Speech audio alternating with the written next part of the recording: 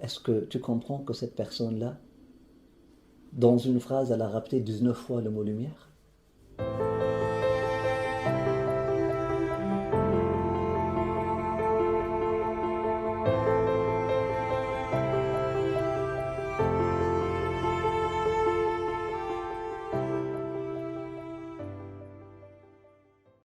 Le prophète sallallahu alayhi wa sallam, il nous a laissé un héritage, une prière qui s'appelle la prière de lumière.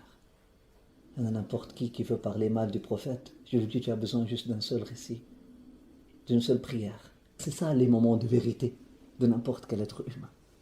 Apprenez à connaître votre prophète sallallahu alayhi wa sallam à travers ses prières. Parce que c'est là où l'esprit parle, c'est là où le cœur parle. C'est quoi la valeur de cet être humain selon toi qui, dans une seule phrase, il répète le mot lumière 19 fois? Essayez de trouver une justice en vous, juste pour cette lumière. Appréciez. Essayez d'apprécier cette prière-là.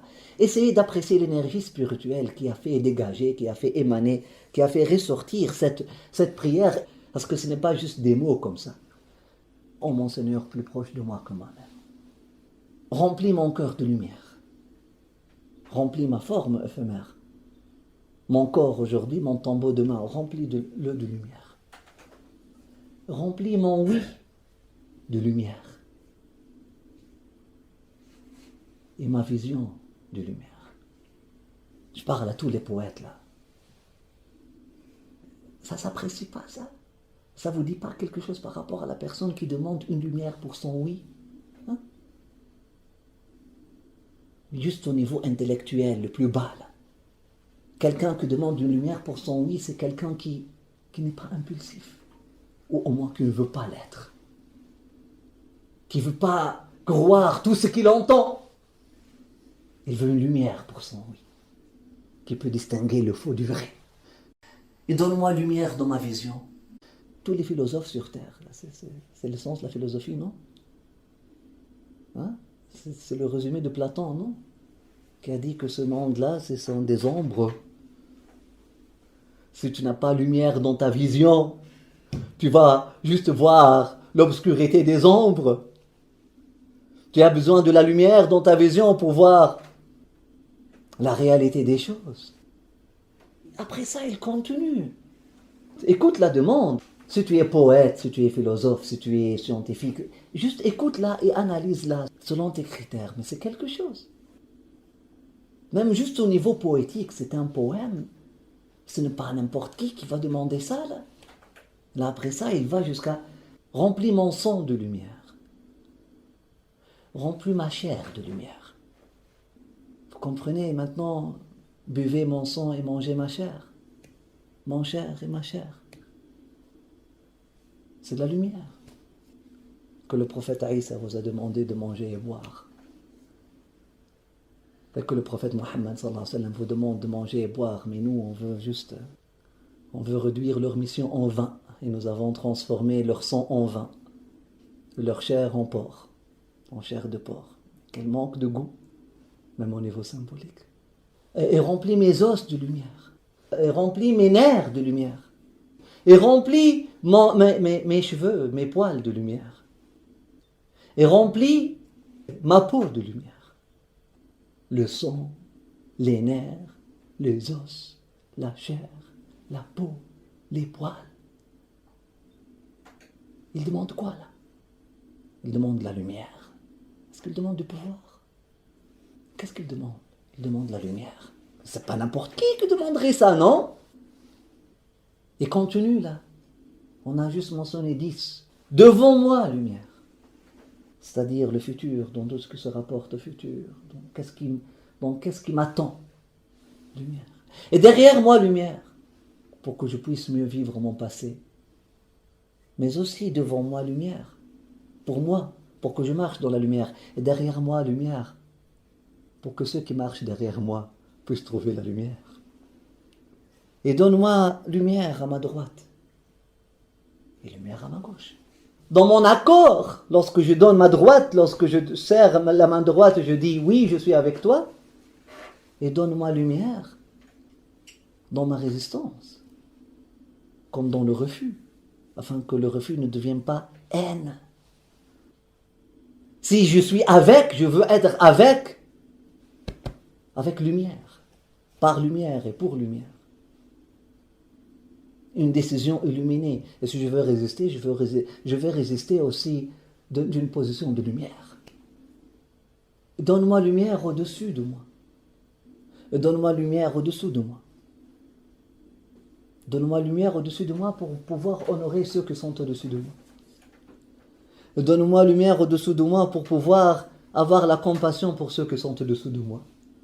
Émotionnellement, spirituellement, rationnellement, ne serait-ce que matériellement. Donne-moi lumière pour pouvoir transiger avec ceux qui sont au-dessus de moi, comme avec ceux qui sont au-dessous de moi. Après ça, elle dit, et fais de moi lumière. Et fais de moi lumière sur lumière. Et octroie-moi lumière. Et rends-moi lumière.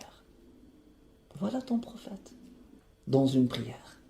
C'est cette prière qui va t'aligner avec toi, avec ton esprit. Et c'est pour ça que le prophète est venu. C'est pour manifester la demande de l'esprit. C'est pour nous faire entendre la demande de notre esprit qu'on ne peut pas entendre. L'esprit, il parle, mais on ne peut pas l'entendre. On ne peut pas communiquer avec notre esprit. On est bloqué dans notre esprit. On est loin de notre esprit. Donc c'est pour ça les hommes de Dieu, on peut aussi les appeler les hommes spirituels ou les hommes de l'esprit. Les haut-parleurs, ils viennent avec des haut-parleurs pour l'esprit. Ils sont des haut-parleurs, mais ils ne parlent pas d'en haut. Ils cherchent à te faire entendre, non seulement la raison, te faire entendre la raison, dans le but de te faire entendre ton cœur, dans le but de te faire entendre ton esprit. Et comme Joseph a demandé au roi, fais de moi gérant de cette terre. Fais de moi gérant de cette terre, non pas pour remplir ses poches d'argent, non pas pour dominer, non pas pour se déclarer supérieur, non pas pour assujettir ses concitoyens ou subjuguer ses frères et sœurs. Non, l'humilité, c'est l'attribut numéro 1 de la lumière. La lumière, elle rentre. Juste laisse une petite fissure, une petite ouverture, elle rentre. Sinon, elle va attendre que Dieu te brise, juste un peu comme ça, avec un problème de ta vie, dans ta vie, et là, tu vas te reconnaître humble. Il va te dire, oh mon Dieu, je rentre maintenant. Je rentre non pas pour te dominer, je rentre non pas pour t'assujettir, je rentre non pas pour te subjuguer, je rentre pour te réconcilier avec toi-même. Je rentre pour te montrer qui tu es. Il n'y a que le vide de lumière qui est arrogant. Tu trouves la personne arrogante, tu regardes même son visage, même physiquement, son visage est sombre. L'arrogance, l'injustice, d'ailleurs en arabe, c'est le même mot, zulm. Pour dire manque de lumière et dire injustice, on dit zulm. C'est le même mot. Commettre de l'injustice envers quelqu'un, c'est un manque de lumière, c'est un manque d'humilité. Sinon, si on est humble, pourquoi on est arrogant, pourquoi on commet de l'injustice, pourquoi on veut se mettre au-dessus d'une personne, que dire tout un groupe de personnes? Si on est humble et on se reconnaît que comme être humain faible, si on est honnête avec nous-mêmes, si je reconnais que comme être humain, moi j'ai besoin de vivre avec cet autre être humain, c'est mon frère, c'est ma soeur, on est là ensemble, on fait bouger la roue ensemble, on fait pousser la roue ensemble, pourquoi je le dénigre? Pourquoi je ferais un discours de suprématie? Un discours de suprématie ne peut venir que d'un manque de lumière.